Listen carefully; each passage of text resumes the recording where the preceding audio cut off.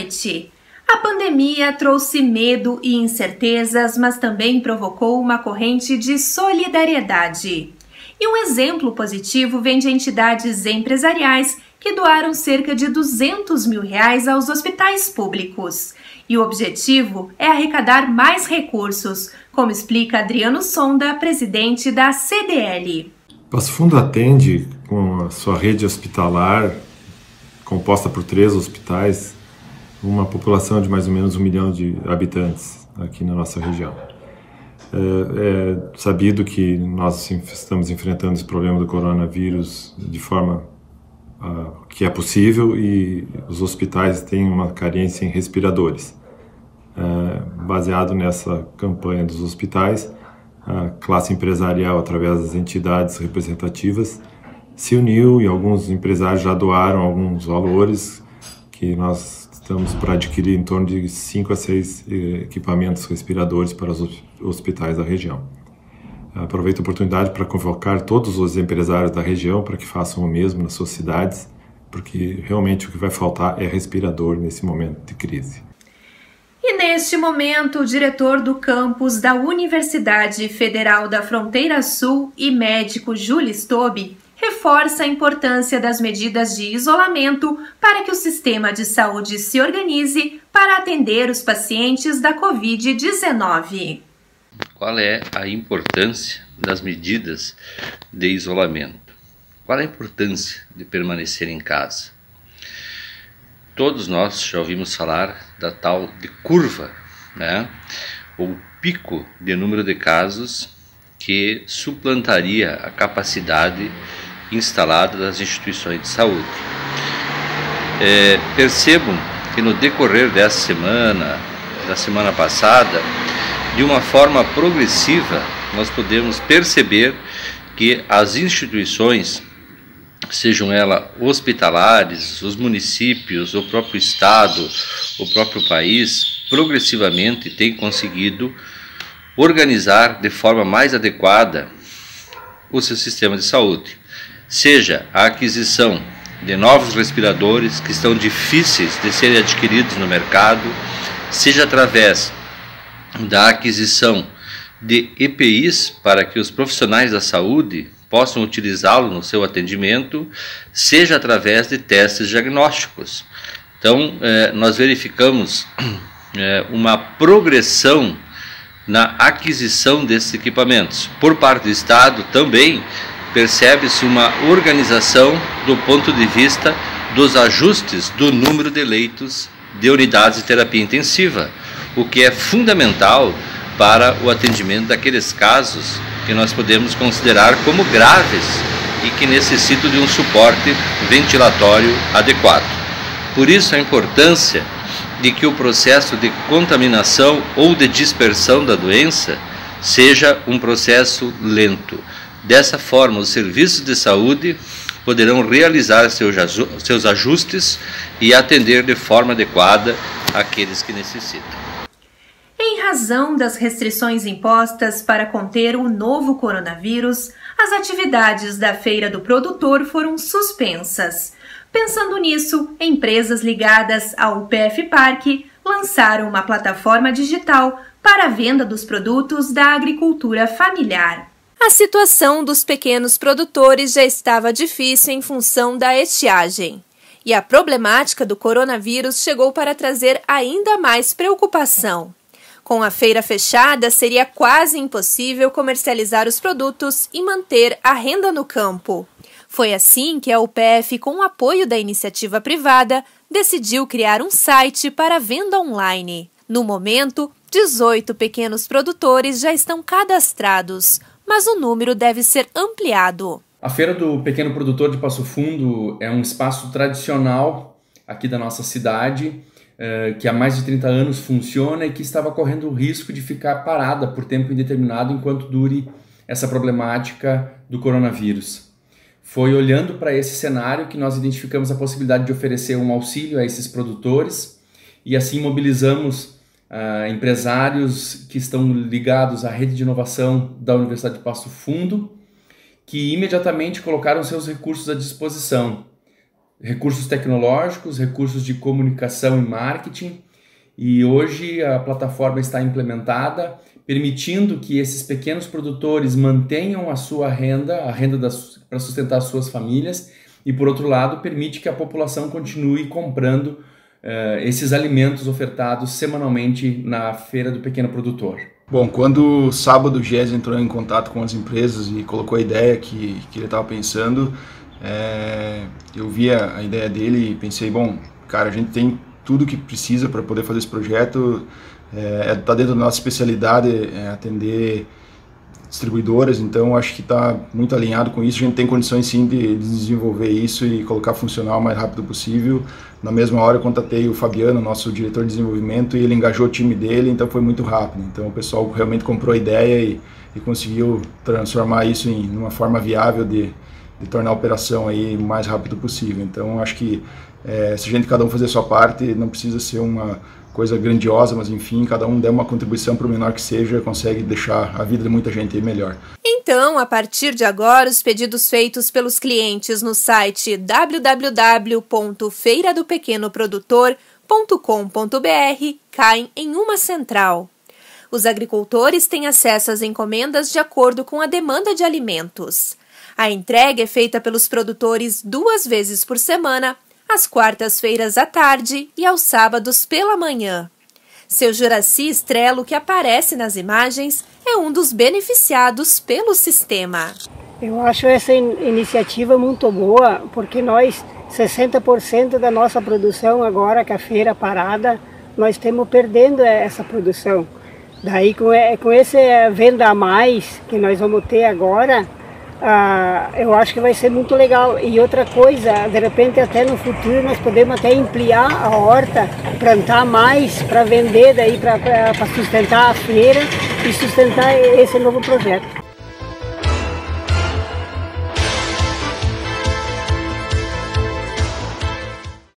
Se tiver algum desses sintomas, procure uma unidade de saúde. Para se prevenir, evite aglomerações, lave as mãos com água e sabão ou use álcool em gel. Cubra nariz e boca ao espirrar ou tossir. Mantenha os ambientes ventilados e não compartilhe objetos pessoais.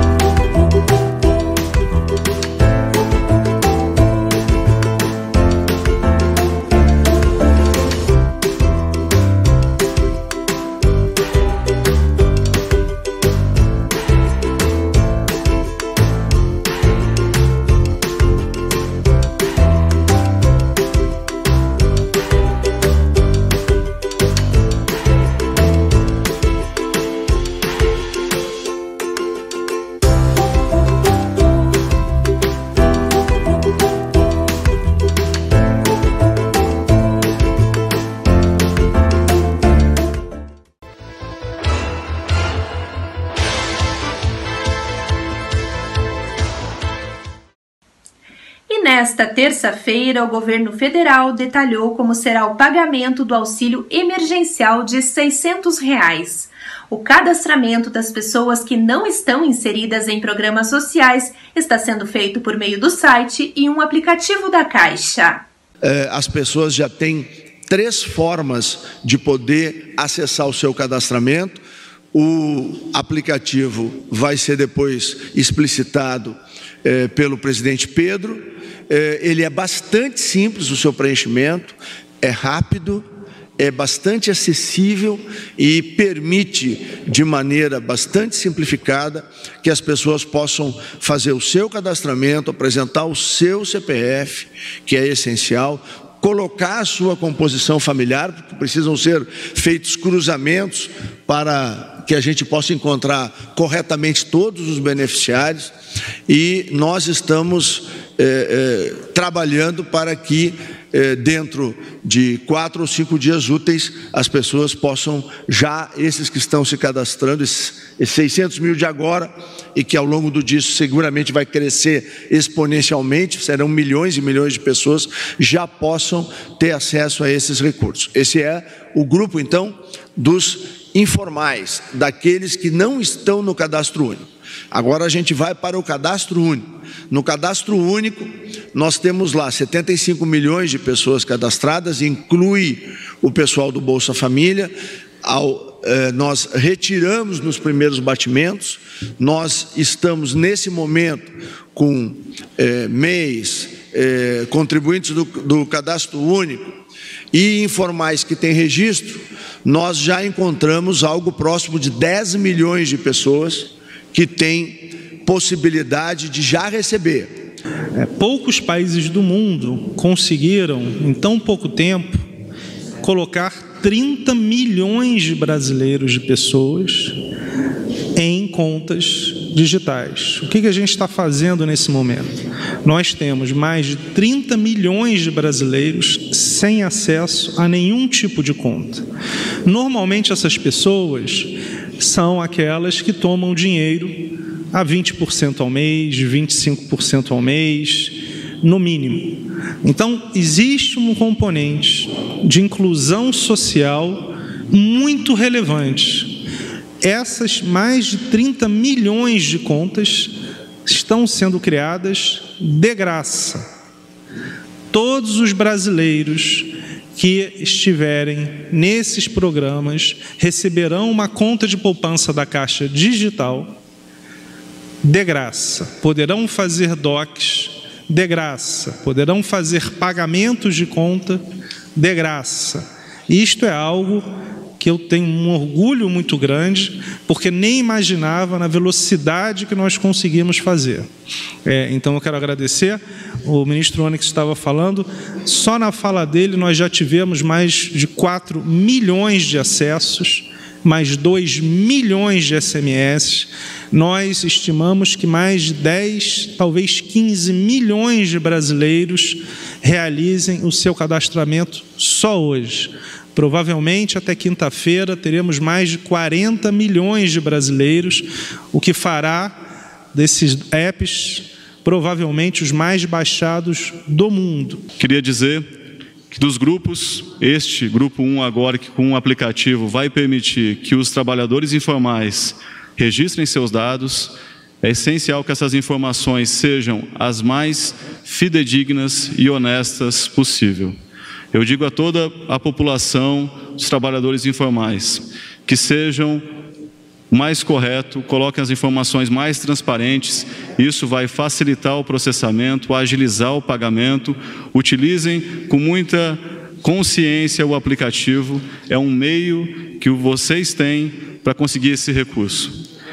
No grupo 1, também temos os microempreendedores individuais, os contribuintes individuais, que serão processados. Temos aí uma estimativa de 20 milhões, fora todos os informais. E, finalmente, aqueles do Bolsa Família, que a gente estima que serão 22 milhões de brasileiros do Bolsa Família, que terão maior vantagem em receber o auxílio emergencial. Essas são as dificuldades, esses são os números.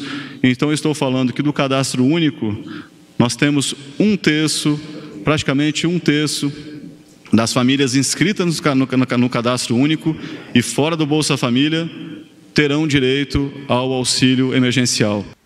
E agora a gente atualiza as informações sobre o enfrentamento ao coronavírus no Rio Grande do Sul. O governador Eduardo Leite confirmou que a cobrança do IPVA está mantida. Nós sabemos da demanda que existe sobre a questão do IPVA, mas é impossível para o Estado alterar o calendário do pagamento do IPVA neste momento.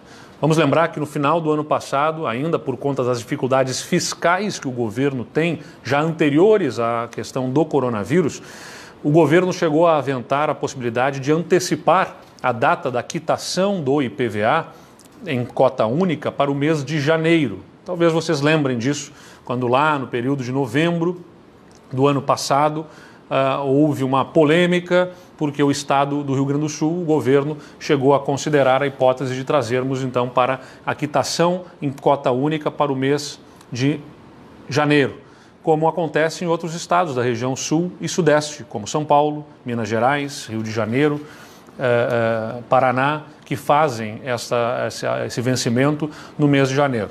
Dada aquela repercussão negativa, nós voltamos atrás, tivemos o estabelecimento da cota única com o vencimento em abril e chegamos a abril com mais da metade dos contribuintes, dos pagantes, proprietários de veículos, pagantes de IPVA, já tendo quitado as suas parcelas. Então, a maior parte, né, dos proprietários de veículos já fez o pagamento.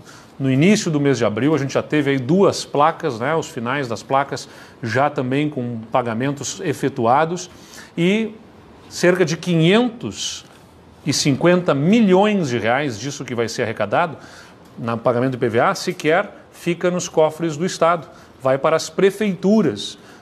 São os municípios que são partícipes de metade da arrecadação do IPVA. Então, qualquer movimento em relação ao IPVA, em primeiro lugar, demandaria uma lei. Em segundo lugar, geraria uma distorção daqueles que fizeram o pagamento obedecendo uma regra e uma mudança de regra no meio do caminho para os que não tivessem feito ainda o pagamento. E tiraria recursos de outro ente federativo que são os municípios. Então seria abanar parcialmente com chapéu alheio, com uma queda de arrecadação que interferiria na arrecadação dos municípios que também precisam, assim como o Estado, neste momento de forte demanda para os serviços de saúde, deste recurso para a prestação mínima de serviços que são essenciais para a população. Então eu sei que não é uma medida simpática manter o pagamento do IPVA nas datas previstas, mas o Estado também não tem condição de fazer a alteração por segmentos, por exemplo, né? A gente sabe que quem trabalha com veículos de aplicativo, transporte privado, fretamento de transporte escolar, entre outros, tem esta queda de receita agora, mas o Estado não tem, é ilegal, não tem como fazer benefício para especificamente um segmento da sociedade. Se fosse para fazer, teria que fazer para todos, e para todos se torna impossível. E lembro aqui que o governo federal, infelizmente, nos anúncios que fez até aqui, não teve nenhum anúncio que impactasse robustamente nas receitas do Estado do Rio Grande do Sul, como, por exemplo, teve nas receitas do Estado de São Paulo, que deixa de pagar a dívida com a União e com isso tem 1 bilhão e 200 milhões de reais a menos de despesa do Estado, quando o Estado do Rio Grande do Sul já não paga a dívida com a União por força de uma liminar. Então esta mesma medida tem impacto zero nas nossas contas. Ou para os estados do Nordeste, que vão ter recomposição do Fundo de Participação dos Estados e que vão ter, por exemplo, impactos de quase 1 bilhão de reais para o estado da Bahia, 80% do Fundo de Participação dos Estados no Brasil vai para os estados do Norte e Nordeste. Este fundo vai ser recomposto nas perdas, mas nós ficamos com uma parcela muito pequena deste fundo. Então, o que mais impacta para nós é o ICMS e esta perda de ICMS não tem previsão até o presente momento de recomposição pelo governo federal. Por isso que nós estamos destacando a absoluta impossibilidade do Estado do Rio Grande do Sul de abrir mão desta receita, porque não é apenas o Estado, também atinge os municípios e, além disso, nós já temos as regras estabelecidas pelas quais a maior parte dos contribuintes já efetuou o pagamento e agora se tornaria muito complexa esta alteração do IPVA. E amanhã, a partir das 15 horas da tarde, o Legislativo Municipal de Passo Fundo realiza mais uma sessão remota. E uma das pautas de discussão será a destinação total das emendas impositivas para a área da saúde. Os detalhes com o vice-presidente, vereador Ronaldo Rosa. é uma forma que a Câmara encontrou de contribuir nesse momento difícil. Os vereadores têm direito a fazer essas emendas e vamos encaminhar todos os recursos para que o município tenha mais força para contratar médicos, para contratar equipamentos, para comprar testes, enfim, para que a gente possa superar essa crise na área da saúde que estamos tendo. Mas além disso também teremos a votação de projetos, entre eles um projeto polêmico que foi muito discutido já na cidade, que devolve uma área nobre do município, que no passado foi entregue para uma entidade, mas essa entidade acabou não cumprindo o protocolo de intenções, uma área na Avenida Brasil, ao lado do Cais Petrópolis, que agora finalmente está retornando para o patrimônio do município. O município poderá, com esta área, fazer ampliação do cais ou até mesmo o quartel do Corpo de Bombeiros, que é ali ao lado, poderá também ampliar as suas instalações. A Câmara também discute nesta semana a criação de um fórum pela retomada econômica e financeira da cidade, depois que passar toda essa crise, onde os estabelecimentos estão fechados, sem poder produzir, e a Câmara de Vereadores vai liderar um movimento que vai discutir então a retomada econômica de Passo Fundo, com a presença das principais entidades da nossa cidade, mas não só de Passo Fundo, mas também entidades e pessoas influentes de fora de Passo Fundo e até mesmo de fora do estado, do próprio governo federal. Essa é a sessão que nós vamos estar realizando agora nesta quarta-feira, a partir das 15 horas, que você pode acompanhar através do site do Poder Legislativo, onde a transmissão será ao vivo, online, e contamos então com a sua participação. Antes de encerrar, te convido a acessar as redes sociais da TV Câmara através do nosso QR Code. Se o seu sistema for iOS, basta apontar a câmera do seu smartphone para o código que está aparecendo na tela. Se o sistema for Android, é preciso baixar um aplicativo leitor de QR Code. Uma boa noite e até amanhã!